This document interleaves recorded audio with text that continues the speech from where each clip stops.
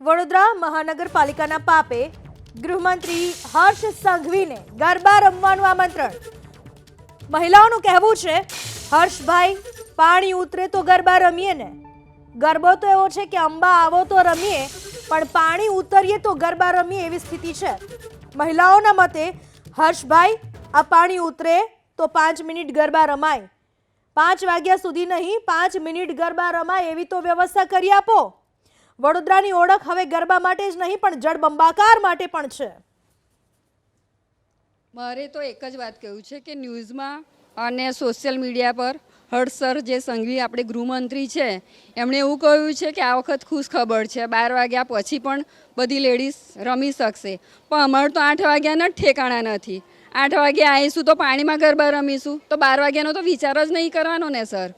અને એ સરને પણ રિક્વેસ્ટ છે કે તમે કોર્પોરેશનની જ્યાં ઓફિસ છે ત્યાં તમે મળીને ગયા. અમે અહીંયાથી મેસેજ પણ મોકલ્યા હતા લાસ્ટ ટાઈમ આવ્યા ત્યારે કે જ્યારે વિશ્વામિત્રનું લેવલ જોવા તમે આવ્યા હતા તો અમારી સોસાયટીમાં તમે કેમ ના આવ્યા? તમને કોર્પોરેટર પર એટલો જો વિશ્વાસ હોય ને તો સર અહીં આવવાની જરૂર જ નથી, પણ તમારા કોર્પોરેટર કામ જ નથી કરતા. અચ્છા, મારે તમને એક સવાલ પૂછવો છે. કોઈને આમંત્રણ આપવું છે અહીંયા કે આવો અમારી આ સોસાયટી? કોને કોને આમંત્રણ આપવું છે? બધા કોર્પોરેટરમાં જે છે, પિંકીબેન છે, શીતલબેન છે, મનીષાબેન છે, જે તમને લાગે છે કે આ કામ કરી શકશે બધાને આમંત્રણ આપવા અમે વિનંતી કરીએ છીએ. પહેલાં હું હર્ષને જ કહીશ, ભૂપેન્દ્રભાઈ સુધી તો અમે જઈ નહીં શકીએ અને મોદી સરને તો અમે સેલ્યુટ કરીએ છીએ. એમના એ માણસના લીધે જ અમે વોટ આપીએ છીએ, બાકી આ કોર્પોરેશનના લીધે તો અમે આપતા જ નથી. ભાજપને લાવવા માટે અમે મોદી સરને લાવવા માટે આપીએ છીએ ભાજપને. અમે અત્યારે પક્ષપાત નથી કે કોંગ્રેસ આવે, ભાજપ, અમારો કામનો નિકાલ કરો.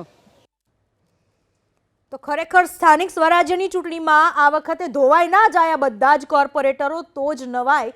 કારણ કે જે સમસ્યા વડોદરાવાસીઓએ આ ચોમાસામાં જેનો સામનો કર્યો છે અનહદ, અને એમાં પણ ગૃહ રાજ્યમંત્રી પર પણ મહિલાઓનો રોષ ભારોભાર છે. તેમણે તો આમંત્રણ આપ્યું છે કે આટલી હદે પાણી ભરાયેલા છે હર્ષભાઈ, તમે આમ તો સમસ્યાના સમાધાન લાવવાની બહુ વાતો કરો છો, સમસ્યાઓને સમજવાના દાવા કરો છો, તો આવો આપણે બધા સાથે ગરબા રમીએ આ પાણીમાં. આવો તો ખરા.